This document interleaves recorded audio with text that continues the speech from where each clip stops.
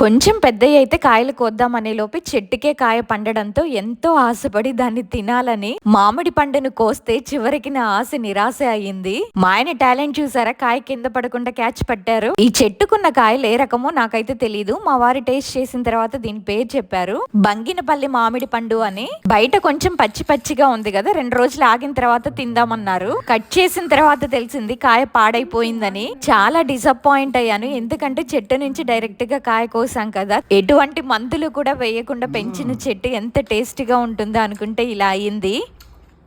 బంగినపల్లి మామిడి పండు నీకు ఎలా తెలుసు? టేస్ట్ ఎలా ఉంది?